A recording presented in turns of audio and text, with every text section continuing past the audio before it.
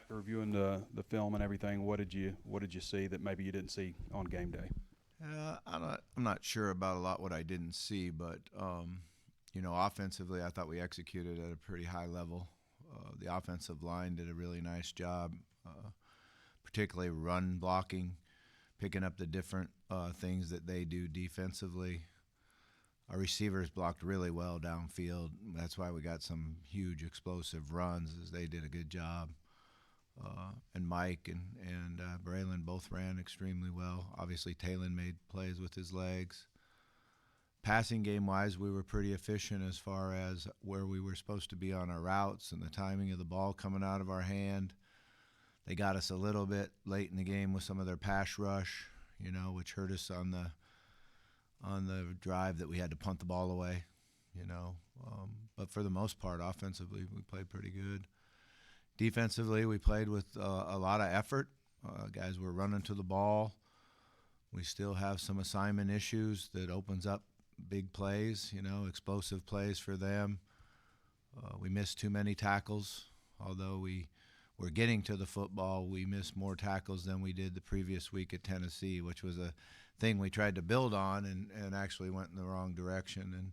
But some of that is the guys we're trying to tackle too. That's a good football team. A&M's a good football team, experienced O-line. Their quarterback played really well for them. And we couldn't get off the field. If we could get one of those fourth down stops, or we hold them to a field goal instead of a touchdown in the red zone, then we got a chance to win the game. But we're right there. Defensive line, is there any chance for Saili this week or Oki? I know depth has been a concern. Yeah, it's been an issue. I'm not sure yet. I saw them both out there in stretch last night and looking like they were going to go through the run, and I go out with the young guys in practice. So we're not sure yet, but I think there is some hope. And thoughts against going against Auburn this week, another game at home. And I don't know if you and Freeze ever had any interaction before, coached against each other or anything? Last year. Coached against each other last year, yeah. I mean, it was a heck of a game. It was a good win for us, a battle, actually, and a good win. But I know Coach Freeze pretty well. When he was at Arkansas State, I hired one of his guys away, Kevin Peoples, and he was really good about it, really professional about it, and happy for Kevin. But that's really all the interactions I've really had with him. With the defensive line, we've got to see, Caleb James, Frank Mulipola. I think Otis played a couple snaps. Is that something maybe you're going to continue to tinker with, maybe get some different guys in the game that haven't played, or any of the freshmen maybe coming on, that guys that maybe can start contributing in addition to Otis? Yeah, that's actually a conversation we're going to have later on today. We were able now to have 2 practices on film with the freshmen and the young guys, and it was fun last night. They were out there competing hard and playing hard, and it was good to see that, the way they competed and how they had fun. Our pitch count's pretty high for the defensive line, so obviously we're trying to rotate some guys in, get them fresh. And I thought Frank did a nice job. I think he played 5 plays, had 3 tackles, and but then he had an assignment error that really hurt us. So it's kind of like making sure we're all on the same page when we rotate them in there. With Talon and the sacks, it seems like it's just kind of a give and take with that, because he can run backwards and escape and run for 50 yards, and so, then you have the 25-yard loss on that fourth quarter drive. I mean, what are the conversations with him like? Because they're such a big boom for him for you guys when he escapes the pocket, and it's can really be a damaging. I mean, how do you kind of balance what he can do, and it's kind of the negative plays of those sacks as well? Yeah, it's a fine line. You want to make sure you give him his athletic ability a chance to make plays for us, but we also have to understand situations. And the one play when we were coming out and we had a nice double move and had it open, we unfortunately didn't protect it well. That was one where I would just like to see him get outside the pocket, throw it away, understand that 2nd and 10 is an okay situation. It's not a negative play for us. I think one of one of the issues we always grade the game on is how many negative plays did we have and how many negative plays did we force. And we had way too many negative plays in that game. But then he also makes huge plays running with the ball, so it's a fine line. You don't want to take away his instincts and athletic ability, but he does need to understand the situations of the game, and his maturity now, his experience now is something that he can handle. That I think he can do that. I was going to ask you about the Auburn offense, what you see from Jackson Arnold at quarterback, and maybe is it comparable to last year's schemes? They've been struggling with their offense. There's no question about that, and they ran the ball pretty well last week. Running back looked good, running the football, and they've got a receiver that we really have to understand where he's lined up, and he's a special player, kid I'm very, very familiar with out of high school. We actually had him committed to us at A&M. He's probably as good a receiver as there is in the entire country. So we have to know where he's at every play and how we're going to slow him down and take away his free access and make sure they have to beat us left-handed. So, but I think it's a situation where we've got to do obviously improve this week in practice and make sure we know what they're trying to do scheme-wise, so that we can defend what they like to do. And then when you have the ball, their defense, despite their 0-for in conference, their defense has played pretty well. What do you make of personnel and schemes on defense? Yeah, they're a really good defensive team. They've got good outside edge rushers. They're firm inside. The linebackers play fast. Their secondary is not afraid to play man coverage. Very familiar with their defense. They're very, very well coached. We went against them, that defense, every day in practice before, so they do a great job in their schemes and what they do. It's going to be a great challenge for our offense. We've got to be able to run the football and be patient, stay away from third and extra long, where they can tee off their pass rushers. So I think we have to be efficient. We have to really be efficient on first down. When you think of Auburn historically, what comes to mind for you? I mean, you had the Newton game down there. That was a high-scoring game when Tyler comes in. You went undefeated against him here as a head coach. Yeah, it's the first time I thought about that.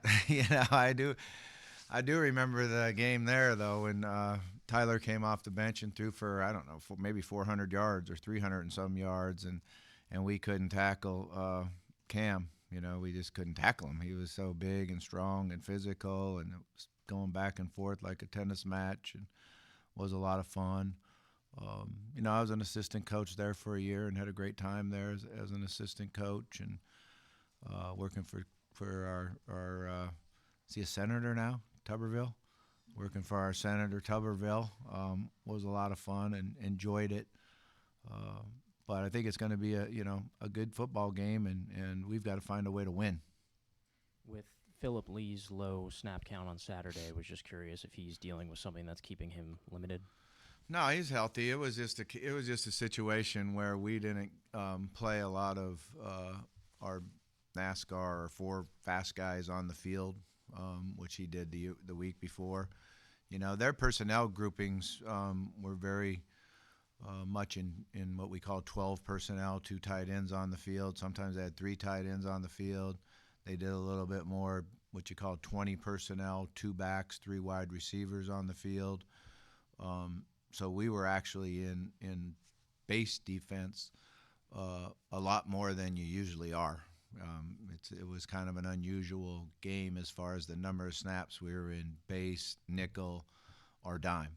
So it was kind of matching their personnel and seeing what we could do as far as that. That's why you saw Charlie Collins on the field more.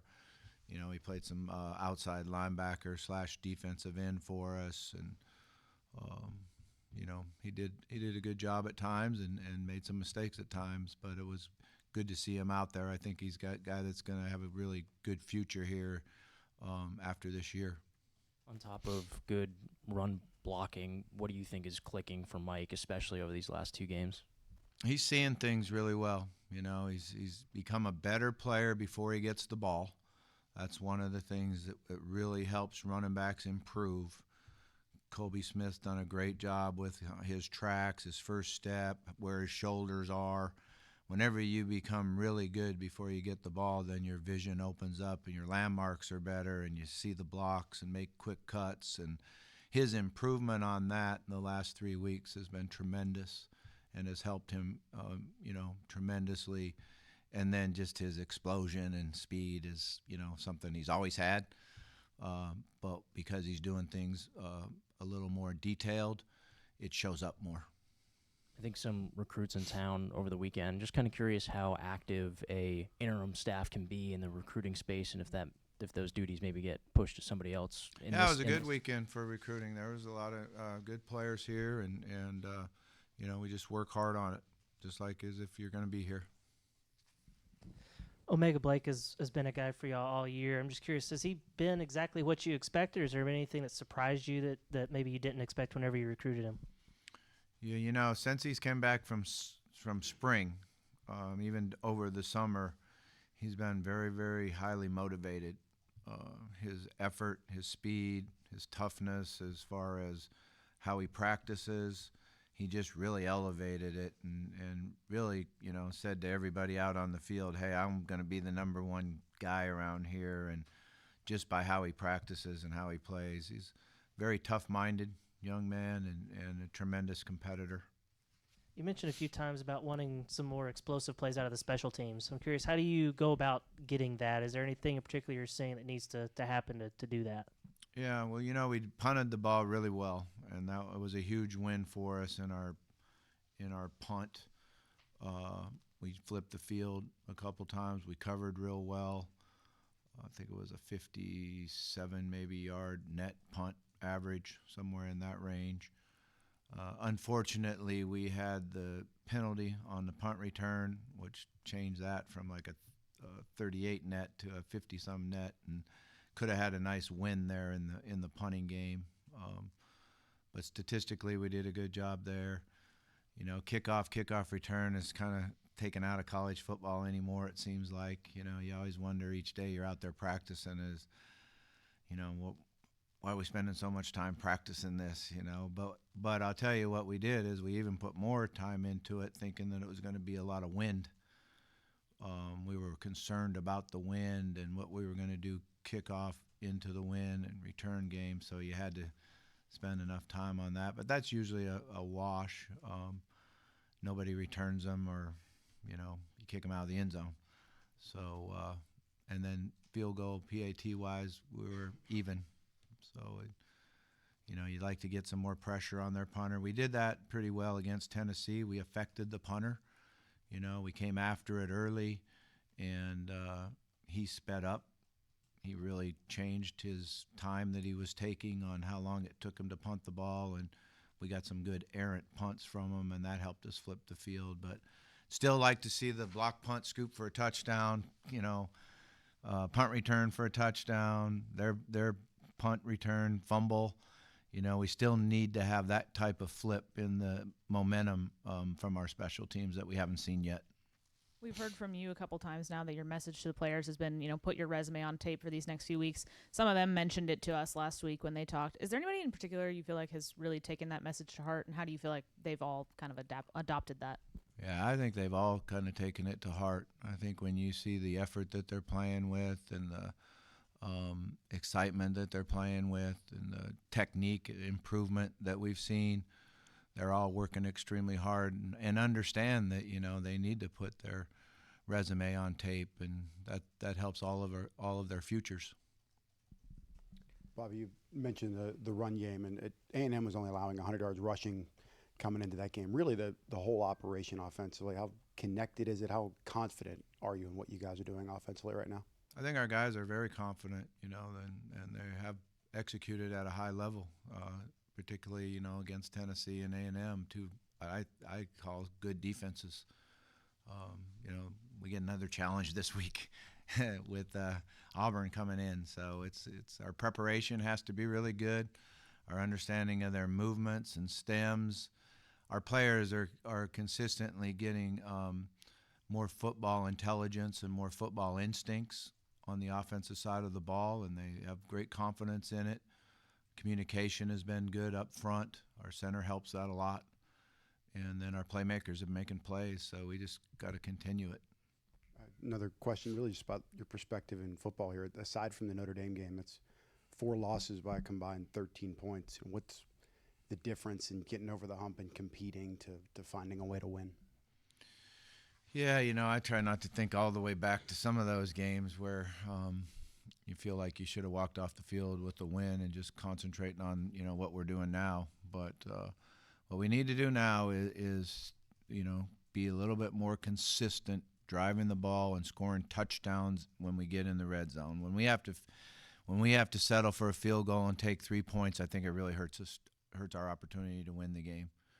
We've got to come up with some of the 3rd down and 4th down stops that could flip the game right there and give us that chance to go score on, get another possession and find a way to win the game. We've got to get some turnovers. We haven't had a turnover in a as the young kids say, we haven't had a turnover in a minute. Whatever the heck that means. My grandkids say it, it's been a minute. And I'm like, a minute? Feels like a year. We got to get some turnovers. Get some turnovers, we'll be a lot better. One more, just on the crowd on Saturday, especially to me, given the weather situation, it really seemed to be a fantastic atmosphere. And that, to me, seemed like a reflection to you and the support people are showing to you and your players. Has anything happened in the last 2 weeks in the community or just people you've made connections with over the years that you've really felt the support in the area? Yeah, the crowd was awesome. To have that change time and to have the amount of rain that came down, the blizzard condition there for a while. I'm thinking, man, is anyone going to be here? We need this home field advantage. We need some help. And, man, everyone came out and did an unbelievable job, stayed there, kept cheering our players on. I know that it motivated our players. I know they felt it. And that's just a credit to all of our fans and everybody that came because it was really exciting for them. You touched on it earlier, but you and Coach Durkin were on that same staff at A&M. Is there any particular advantage for either side when you have a situation like this where both of you are familiar? I don't know if there's an advantage, and we've changed a lot from when I was at A&M because there's certain things at A&M that quarterback-wise were different, and things you could do. So we're a little bit different. He's doing a lot of same things, but he adds to the pile each week. He's a very unique coach, and he has a really good system, and he does a good job of defending plays. So we've got to be on top of our game and really do a good job of our substitutions, our alignments, our tempo. I think it's up to us to be able to change up those things and put some pressure on how they call things. And then offensively, you've been able to start the same 5 up front for every game. Just maybe how have you seen the cohesion of that unit progress from camp to now? You're not supposed to say that.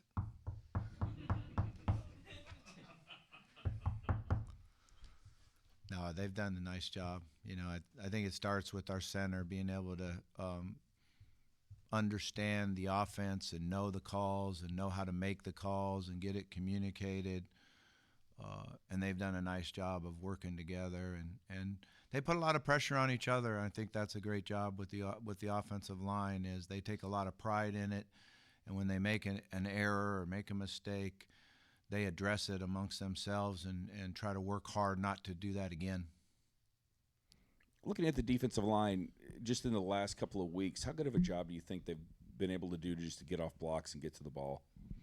We've done a nice job of using our hands and being able to shed and be a presence. We've got to be a little better job of tackling and a little better job of making that play right at the line of scrimmage. But the presence has helped the linebacker not have so much space to have to cover and make the tackle. So, but I'd still like to see us improve on it and improve on our quickness and our shedding and something we got to add to the package to get better at. seemed like all three of your runners had a pretty good game on Saturday, including Braylon Russell. How much more would you like to get him involved in the offense? We need to. We've got to, and it becomes hard at times if the score transpires in a where we're behind, then that becomes hard to get two backs in there and work them together and going. But we need to. I think he's one of our best football players on the offense, and he needs to touch the ball more. And that's on me. That's my job. I got to get him the football more.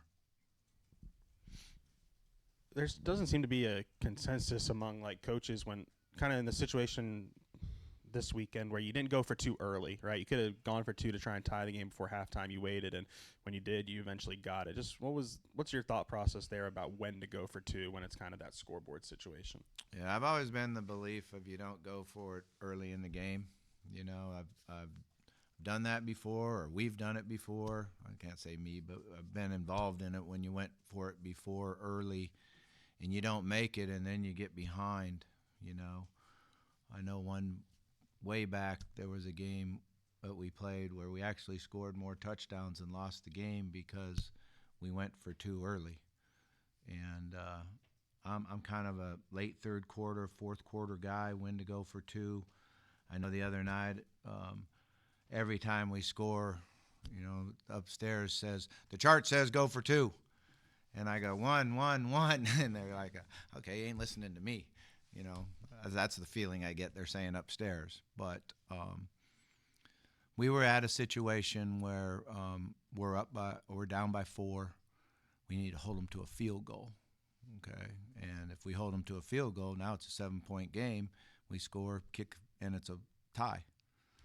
Unfortunately, we didn't hold them to a field goal. So then when we went and scored, now it was time to go for two. It was the right, in my opinion, which take it or leave it, because I don't know, but it was my opinion that we went for two at the right time and got us in a position where we needed a field goal to tie it. When we talked to the players after the game Saturday, I can't remember if it was Xavier or Mike, but one of them pointed to Talon kind of when we asked about keeping this group together, why do you guys have such confidence? And they pointed to Talon. I mean, what have you seen from him in this slide that it's not just you, but the players are retaining their confidence in him? I mean, how important is it for the leader to kind of be still relied upon as a leader, given what you guys are going through right now? Yeah. I mean, he leads in a number of ways, on, off the field, how he goes about his business. He's a good role model for a lot of players on our team. And then he goes out there and competes extremely hard and shows toughness and poise. And, he's able to overcome a bad decision here or there and learn from it and then come out and go move the team and get us in the end zone. So he's an easy one to point to. This is our leader of our offense. I was wondering, you touched on the offensive line, but it's such an improvement from where things were last year and even the year before that, before you were here. But Eric Mateos has played a big role in that. I was wondering what you thought about the job that he has done, not only putting this offensive line together, but also establishing depth behind it and some with the younger players. Yeah, he's done a great job recruiting-wise, and the players that we have coming in and the ones that we were able to keep, those guys you got to recruit harder maybe than the ones that you go get. And I like the depth we have behind it. We've got a good young crew coming up. So I think there's some real stability there. And, it's a credit to how well he has done recruiting and his communication and respect that the players have for him. 11:45, your first morning kickoff as interim coach. What changes for you guys, moving meetings around or anything like that? Get up earlier. Yeah. You just start the clock sooner in the morning, but be a good kick, get a good crowd, have a lot of fun. Thank you.